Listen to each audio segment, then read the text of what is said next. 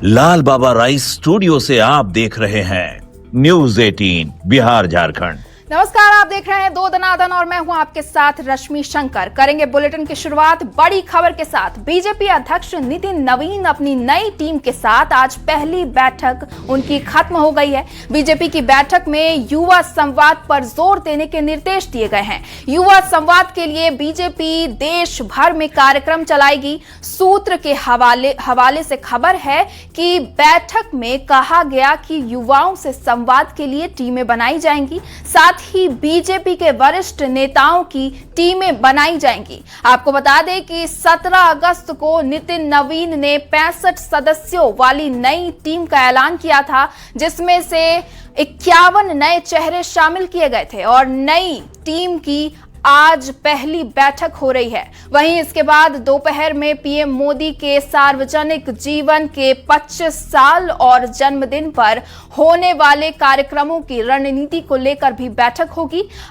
और शाम 6 बजे बीजेपी अध्यक्ष सभी राज्यों के प्रदेश अध्यक्षों, संगठन महामंत्रियों और वरिष्ठ नेताओं के साथ संगठनात्मक बैठक करेंगे।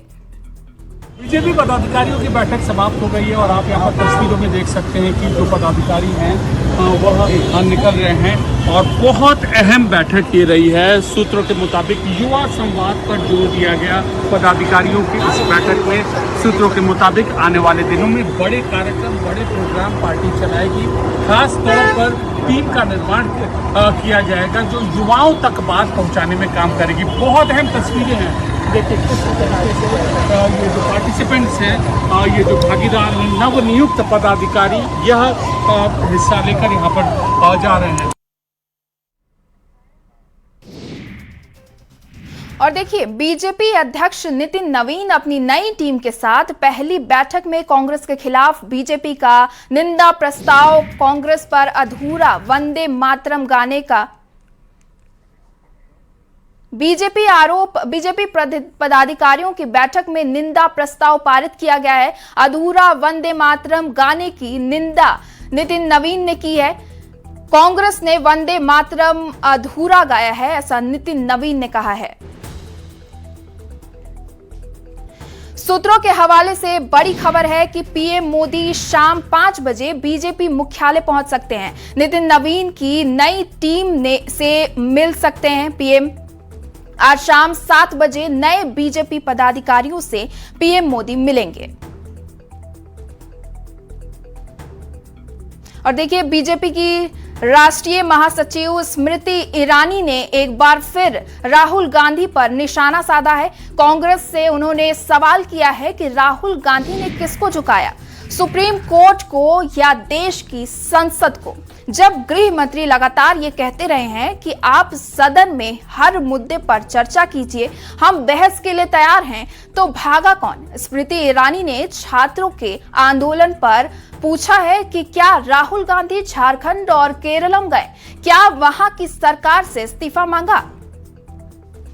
कांग्रेस पार्टी ने देश की सुप्रीम कोर्ट को जो जांच कर रही है, किसको झुकाया? कांग्रेस पार्टी ने देश की संसद को, जहां पर देश के गृह मंत्री बार बार कहते रहे राहुल गांधी से, नेता विपक्ष से, कि आइए आप इस पूरे मुद्दे पर चर्चा कीजिए, मुझसे सवाल कीजिए, मैं हर सवाल का जवाब देना चाहता हूँ। किसको झुकाया कांग्रेस पार्टी ने? देश के संविधान को, जो कहता है कि जो पैरामिलिट्री सर्विस है उसका सम्मान होना चाहिए। राहुल गांधी ने कंप्लेन में कहीं भी ये कहा कि तफ्तीश कीजिए पैरामिलिट्री फोर्सेस और पुलिस बल को किसने मारा। किसको झुकाया राहुल गांधी ने? पैरामिलिट्री फोर्स को। किसको झुकाया राहुल गांधी ने? दिल्ली पुलिस को। क्या राहुल गांधी झारखंड गए? क्या राहुल गांधी केरल गए? क्या राहुल गांधी पंजाब गए? क्या जो जंतर मंतर में थे वो झारखंड गए, पंजाब गए, केरल गए? क्या उन्होंने जंतर मंतर के बाद पंजाब, झारखंड और केरल में इस्तीफा मांगा? और देखिए, राष्ट्रीय लोक मोर्चा के प्रमुख उपेंद्र कुशवाहा ने पूर्व मुख्यमंत्री और जेडीयू के राष्ट्रीय अध्यक्ष नीतीश कुमार की विरासत संभालने की बात कहकर सियासी पारा चढ़ा दिया है।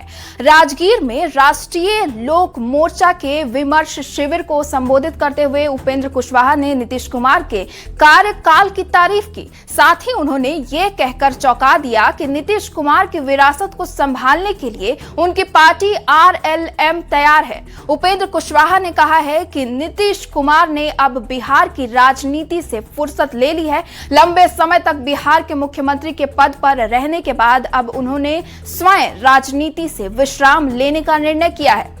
नीतीश कुमार के हटने के बाद बिहार के एक बड़े वर्ग के सामने ये बड़ी चिंता है कि उनकी इस विशाल राजनीतिक विरासत को आगे कौन बढ़ाएगा। उपेंद्र कुशवाहा ने दावा ठोका है कि बिहार में इस विरासत पर दावा ठोकने वाले तो बहुत से लोग सामने आएंगे, लेकिन हमारी पार्टी का स्पष्ट मानना है कि बिहार की जनता की ये पुरजोर आकांक्षा है कि ये महत्वपूर्ण दायित्व राष्ट्रीय लोक मोर्चा को सौंपा जाए। अब नीतीश कुमार जी ने फुर्सत ले ली है बिहार की राजनीति से। एक तरह से मेरे शब्दों पर किसी को आपत्ति हो सकती है, लेकिन मैं जो कह रहा हूं उसका भाव समझिएगा। उन्होंने एक तरह से फुर्सत ले ली है। जब तक फुर्सत उन्होंने नहीं ली थी, बिहार के मुख्यमंत्री के रूप में उन्होंने सेवा दी, बहुत बेहतर सेवा दी। खुद ही उन्होंने इच्छा व्यक्त की, अब फुर्सत ले ली है। अब फुर्सत लेने के बाद फिर से एक बार एक बड़ी जमात बिहार में और देश में है, उसके मन में चिंता है कि वह विरासत अब आगे कैसे बढ़ेगी। उस विरासत को आगे बढ़ाने का दायित्व लेने का दावा बहुत सारे लोग करेंगे। अब आज की तारीख में हमारा दावा है कि हम कितना आगे सफल होंगे हम नहीं जानते हैं, लेकिन बिहार में एक बड़ी जमात है जिसकी अपेक्षा, जिसकी आकांक्षा है कि राष्ट्रीय लोक मोर्चा को यह दायित्व संभालना चाहिए, अपने हाथ में लेना चाहिए। अब नीतीश कुमार जी, इधर उपेंद्र कुशवाहा के इस बड़े बयान पर जेडीयू के बड़े नेता और महामंत्री मदन साहनी उनकी व्यक्तिगत राय उन्होंने बताया है। मदन साहनी ने कहा कि नीतीश कुमार की राजनीतिक विरासत संभालने के लिए जेडीयू में एक से बढ़कर एक बड़े नेता हैं, जिसमें निशांत कुमार सबसे आगे हैं। ऐसे में कुशवाहा जैसे बाहरी व्यक्ति की कोई जरूरत नहीं है। को हम लोग कोई खास नहीं मानते हैं और वो व्यक्तिगत रूप से अपना इच्छा जाहिर किए होंगे, लेकिन जनता दल यू में ये साफ हो चुका है कि हमारे नेतृत्वकर्ता और विरासत भी कह सकते हैं संभालने के लिए श्री निशांत जी पूरी तरह से सक्षम हैं। और सभी लोग हमारे पार्टी के जितने नेता हैं, चाहे कार्यकारी अध्यक्ष श्री संजय झा जी हो, विजय चौधरी जी जो हमारे मुख्यमंत्री जी हैं, तमाम बड़े नेता और कार्यकर्ता इस बात को डिसाइड कर चुके हैं कि निशांत जी ही पार्टी का नेतृत्व करेंगे। और सरकार में भी स्वास्थ्य मंत्री हैं, अच्छा काम कर रहे हैं। यहाँ हमको नहीं लगता है कि किसी बाहरी व्यक्ति का या दूसरे दल के लोगों का आवश्यकता है, और नेतृत्व करने में निशांत जी सक्षम है। जरा देखिए, बड़े पटना में पीएचडी होल्डर छात्रों का आज लोक भवन मार्च घेराव है और छात्र वीर कुंवर सिंह पार्क से मार्च निकाल रहे हैं, जो आर ब्लॉक चौराहा होते हुए लोक भवन तक जाएगा। छात्रों को रोकने के लिए आर ब्लॉक पर बड़ी संख्या में पुलिस बल तैनात किया गया है। बता दें कि छात्रों की मांग है कि यूजीसी नियमों के अनुसार बहाली हो और उम्र सीमा बढ़ाई जाए। छात्र पिछले 19 दिनों से अनशन पर हैं।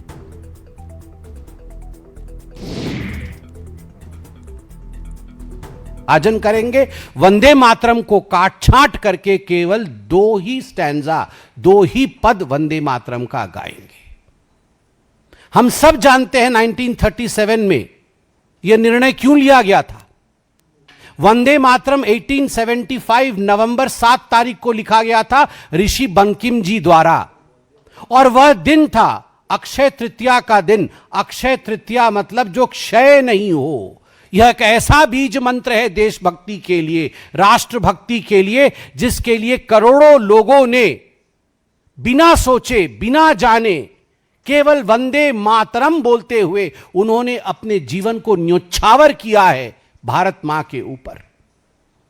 7 नवंबर 1875 जब उसका 100 साल की पूर्ति होती है, 1975 में देश में आपातकाल की परिस्थिति रहती है।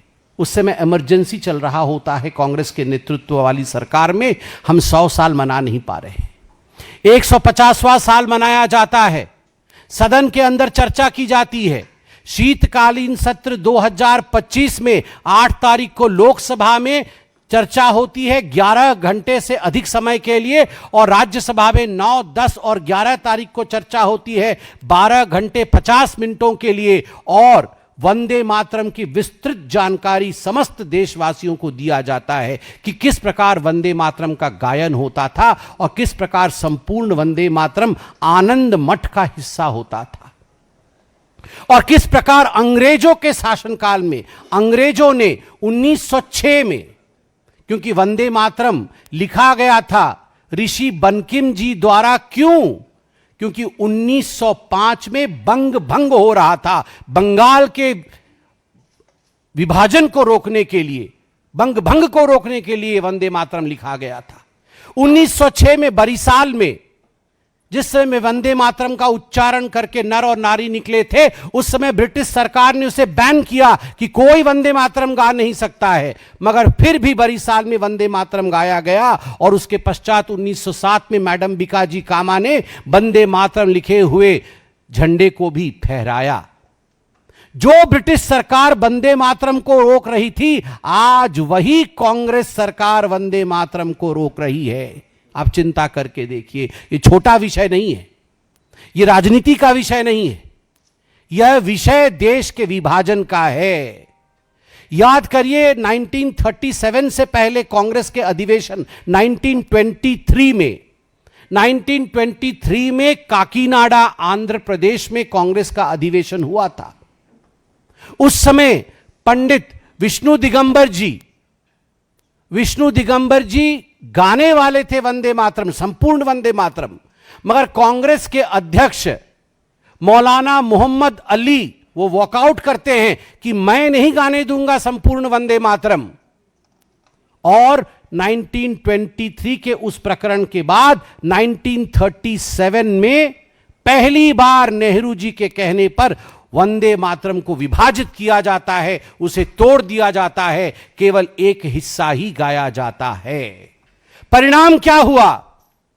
जो चिट्ठी 1938 में पंडित जवाहरलाल नेहरू ने जिन्ना को लिखा था, वह स्पष्ट रूप से उस चिट्ठी को पढ़िएगा तो नेहरू जी, जिन्ना जी की जो डिमांड्स थी, 14 जिन्ना के डिमांड्स थे, उनके सामने घुटने टेकते हुए नेहरू जी कहते हैं हमने मान तो लिया है, आप वंदे मातरम पर प्रतिबंध चाहते हैं, मान तो लिया है हमने, हम संपूर्ण वंदे मातरम का पठन नहीं करेंगे, कांग्रेस उसे नहीं गाएगी, मगर यही तुष्टीकरण की बीज, this seed of appeasement which was sowed by Pandit Jawaharlal Nehru in the year 1937 was the seed of partition. यह विभाजन का बीज बनता है, और उस समय जिन ताकतों को शक्ति मिली, उन ताकतों ने देश को आगे चलकर विभाजित किया। आज पुनः कांग्रेस पार्टी में सोनिया जी और राहुल जी का व्यवहार 15 अगस्त को जो व्यवहार रहा, और उसके बाद CWC में जो रिजोल्यूशन 1937 के रिजोल्यूशन को पुनः पारित किया, आज भारतीय जनता पार्टी के प्रथम पदाधिकारी बैठक में हमारे अध्यक्ष नितिन नवीन जी ने पुरजोर तरीके से यह कहा है कि यह जो विभाजन करने की बीज बोने की कोशिश कर रही है कांग्रेस पार्टी, हम कदाचित इसे नहीं होने देंगे। मुझे बड़े दुख के साथ कहना पड़ रहा है कि कांग्रेस पार्टी ने शायद पढ़ा नहीं है कि महात्मा गांधी जी ने क्या कहा था वंदे मातरम के लिए। मैं पढ़ना चाहूंगा महात्मा गांधी जी ने क्या कहा था वंदे मातरम के लिए। Mahatma Gandhi on Vande Mataram, no matter what its source was and how and when it was composed, it has become a most powerful battle cry among Hindus and Muslims of Bengal during the partition days. It was तो BJP की press conference सुन रहे थे आप। बढ़ते हैं आगे। JDU के राष्ट्रीय कार्यकारी अध्यक्ष और राज्यसभा सांसद संजय झा ने शुक्रवार को सीएम सम्राट चौधरी के साथ वित्त मंत्री निर्मला सीतारमण और विदेश मंत्री एस जयशंकर से मुलाकात की थी। संजय झा ने न्यूज 18 से खास बातचीत में बैठक में किन बिंदुओं पर चर्चा हुई उसके बारे में बताया। बैठक का मुख्य मुद्दा नेपाल का हाई डैम था। उन्होंने हाई डैम को बाढ़ का परमानेंट सॉल्यूशन बताया। सर, कल आप लोगों की मुलाकात हुई जिसमें बिहार के सीएम, डिप्टी सीएम भी थे, आप भी मौजूद थे। लगातार बातचीत हुई केंद्रीय वित्त मंत्री से और विदेश मंत्री से। किन किन मुद्दों पर मुख्य रूप से फोकस रहा? एक तो सबसे जो इम्पोर्टेंट मुद्दा था वो है जो नेपाल में एक हाई डैम प्रपोज्ड है और लंबे टाइम से उस पर के डीपीआर पे काम हो रहा है, 2004 से ही हो रहा है और बहुत मूवमेंट उसमें नहीं था। और उसको लेकर के एक डिटेल्ड मीटिंग कल था जिसमें जो इशूज है वहाँ पर जो कंसर्न, विराटनगर में ऑफिस है इसका और 2028 तक टारगेट है डीपीआर पूरा हो जाए। तो एक बार तो पहले डीपीआर बनना, डीपीआर के लिए चैलेंजेज है क्योंकि बहुत सारा डेटा कलेक्ट करना होता है और उसके बाद उस पर जाकर के हाई डैम बनना। और दोनों कंट्री के लिए, नेपाल के लिए भी और खास करके नॉर्थ बिहार और कोसी मिथिला एरिया जो है, जो हर एक साल फ्लड आता है, वो परमानेंट सॉल्यूशन वही है जब तक वो हाई डैम नहीं बनता है। और वो हाई डैम कहिए, जो डैम का वहाँ डैम जो अपर रीच में बन जाएगा तो नेविगेशन, पावर, सिंचाई, फ्लड कंट्रोल सब उससे जुड़ा हुआ है। पूरा कायाकल्प उस बेल्ट का हो जाएगा जो एकदम, जो देखते हैं इतना बड़ा माइग्रेशन, इतना प्रॉब्लम, हर एक साल करोड़ों रुपया खर्चा होता है जब फ्लड आता है उसके मैनेजमेंट के लिए या रिहेबिलिटेशन के लिए। तो उस पर डिटेल बातचीत थी और खुद विदेश मंत्री जी ने पर्सनल इंटरेस्ट लेकर के चीज़ों को मूव किया है और मुझे लगता है कि बहुत पॉजिटिव डायरेक्शन में चीज़ है। और सीतामढ़ी के बाजपट्टी थाना क्षेत्र के बाजितपुर गांव में कोचिंग से घर लौटने के बाद 3 छात्राओं की अचानक तबीयत बिगड़ गई। इलाज के दौरान 2 किशोरियों की मौत हो गई जबकि तीसरी छात्रा की हालत गंभीर बनी हुई है।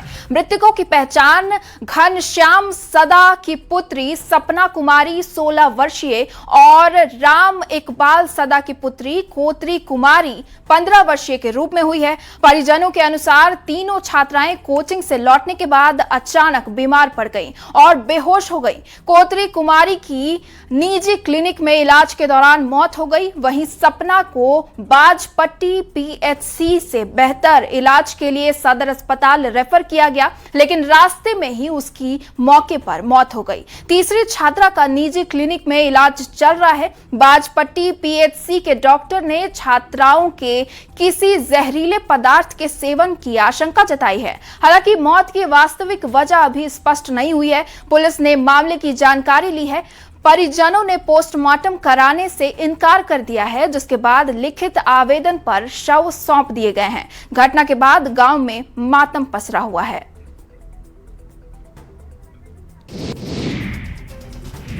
सिम के लिए अब नया नियम, नया सिम के लिए बायोमेट्रिक पहचान जरूरी। टेलीकॉम फ्रॉड रोकने के लिए नियम लागू, यूजर की बायोमेट्रिक पहचान जरूरी हो गई है। नया सिम कनेक्शन लेते समय बायोमेट्रिक केवाईसी अनिवार्य हो गया है। सिम बदलने या नाम बदलने पर भी बायोमेट्रिक अनिवार्य है। जेंडर, जन्मतिथि में बदलाव पर बायोमेट्रिक अनिवार्य है और अब सिम लेने की से पहले चेहरा और फिंगरप्रिंट स्कैन जरूरी है। और बड़ी खबर आपको दानापुर से बता रहे हैं जहां गंगा का जल स्तर बढ़ने के बाद दियारा इलाके में पानी घुस गया है। कई गांव के बाहरी इलाके में पानी घुसने के बाद रास्ते डूब गए हैं जिससे लोगों का आना जाना मुश्किल हो गया है। दियारा के स्कूलों में पढ़ने वाले शिक्षक भी वापस लौट गए हैं। कई जगहों पर कटाव भी होने लगा है। लोग हालात बिगड़ने की आशंका को लेकर सहमे हुए हैं। वहीं प्रशासन की गंगा के जल स्तर पर लगातार नजर बनाए हुए है। हम मौजूद हैं पुरानी पानापुर के दियरा क्षेत्र में और दियरा क्षेत्र में गंगा का बाढ़ का पानी निचले स्तर पर घुस चुका है और बाढ़ का पानी आप देख सकते हैं कि किस तरह से जो यहाँ पीपा पुल जो दूसरी तरफ पुरानी पानापुर है वहां पर जो है ये पानी घुसा हुआ है। यहाँ पे जो है महिलाएं हैं और जो लोग हैं, हम उससे भी बात करने की कोशिश करते हैं कि पानी अभी किस इलाके तक पहुंचा है। यहाँ पे आप देख सकते हैं जो दुकानें हैं, दुकानों के आगे तक ये पानी भर चुका है। जो रोड है वो पूरी तरह से जो है लबालब पानी से भर चुका है और यहाँ पर आगे जो है भी पानी भरा हुआ, पूरा रास्ता पूरी तरह से जलमग्न हो गया है। चाची, कैसन पानी होल है? पानी तो बहुत आ गया, हमन के दुकान सब डूब गया है, नहीं पानी आता है। अब क्या कर सकते, हम तो गंगा जी अब डूब गल है, अब क्या कर सकते है। पानी आ गया कासिन चौक, फिर अथी गोसन टोला, ये चखाना बरकत सब रहे, वो सब डूब गया न, ढह गया। सब ढह गया। फिर तो ये ढवे छथु कटाव हो रहा है। हाँ हाँ, तब से कटाव हो रहा है सब। हाँ, सब कट गया। क्या है यो जे रखत वो ढह गया, सब तो ढहते ही है। सब ज्यादा हो गया है, ज्यादा हो गया है। कटाव कहाँ पर है? कटाव वहाँ आगे हो रहा है, आगे भी हो रहा है, जहाज जहाँ इधर भी हो रहा है, इधर पीछे हो रहा है, कटाव हो रहा है। हाँ, बजरंग बली के पीछे। तो डर लग रहा है कटाव होता है? डर लग रहा है। बांधने के लिए बना कुछ? नहीं, कुछ सुविधा नहीं मिल रहा है, नहीं बन रहा है। नहीं। आप देख सकते हैं कि ये जो है पानी जो है लगातार जो है काटता हुआ जा रहा है किनारे को और परेशानी लोगों को बढ़ गई है और लोग अब डर के साए में जी रहे हैं कि कटाव होगा। जिस तरह से कई एक गांव जो है गंगा नदी में विलीन हुए हैं, उस तरह से पुरानी पानापुर भी कहीं विलीन ना हो जाए तो रात में नींद नहीं आती है। ऐसे में इससे बचाने के लिए सरकार की पहल होनी चाहिए और अभी फिलहाल कटाव हो रहा है और बाढ़ का पानी भी निचले स्तर पर डेरा में घुस चुका है। दानापुर से न्यूज़ 18 के लिए अमरजीत शर्मा। और देखिए, दानापुर में गंगा के बढ़ते जल स्तर के बाद दियारा इलाके में बाढ़ का पानी गांव के रास्ते में घुस गया है। पानापुर समेत 5 पंचायतों का संपर्क मार्ग पानी में डूब गया है। ऐसे में दियारा के स्कूलों में जाने वाले सैकड़ों शिक्षकों की परेशानी बढ़ गई है। शिक्षकों का कहना है कि स्कूलों में अभी पानी नहीं पहुंचा है, लेकिन रास्ते पूरी तरह जलमग्न हैं। जान जोखिम में डालकर स्कूल पहुंचना मुश्किल है। शिक्षकों ने प्रशासन से अस्थायी तौर पर दानापुर के स्कूलों में ड्यूटी लगाने की मांग की है। देखिए, हम शिक्षक दियारा के जो भी हैं विद्यालय जाने के लिए तैयार हैं, और मतलब कि नासरीगंज घाट से जो पानापुर हम लोग जाते हैं तो पानापुर का जो मुख्य मार्ग है, सब जो निचली एरिया जो है वो बाधित हो गया है बाढ़ के पानी से, जिसके कारण जो है पानापुर से ही सभी गाँव का रास्ता ये होता है, तो सभी आवागमन का रास्ता बंद है। ऑटो जेब जो भी है उसका संचालन बंद हो गया है। इस परिस्थिति में शिक्षक जो है अपने विद्यालय तक पहुंचने में असमर्थ है। यहाँ पे जमा हुए थे, स्कूल जाने के लिए आए थे, अपने जहाज खुलने के टाइम से हम लोग पहुँच गए थे क्योंकि बच्चों को की पढ़ाई भी ज़रूरी है। लेकिन मेरा विद्यालय जहाँ पे है वहाँ चारों तरफ से गाँव में पानी आ गया और अभी जहाँ वहाँ जैसा कंडीशन है, हम लोग चाह के भी स्कूल नहीं पहुँच पा रहे हैं क्योंकि जान का भी जोखिम है और बच्चों को भी बुलाना रिस्की हो गया है पानी में घुसा के। इसलिए हम लोग यहाँ पे इंतज़ार कर रहे हैं कि हाँ, जैसा विभाग का आदेश हो उस हिसाब से हम लोग अपना कार्य आगे हम लोग सभी यहाँ पर तो पढ़ाने के लिए, रिझाने के लिए ही आए थे, लेकिन यहाँ आकर के मालूम चला कि गांव में पानी बहुत ज़्यादा हो गया है। जो हम लोग जाना चाह रहे थे तो स्थिति ऐसी नहीं है कि हम लोग उधर जा सके और जाकर के विद्यालय पे बच्चों को पढ़ा सके।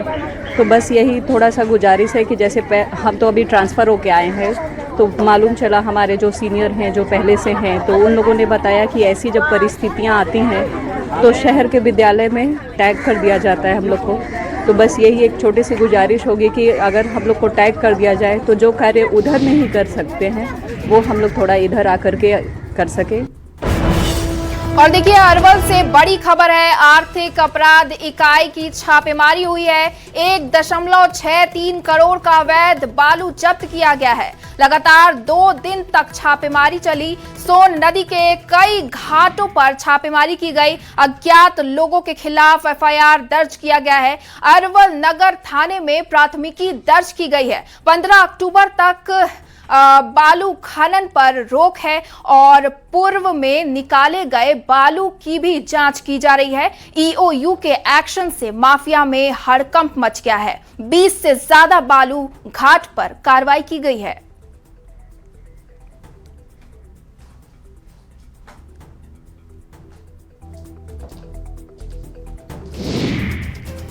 और फिलहाल इस बुलेटिन में अभी के लिए बस इतना ही। नमस्कार।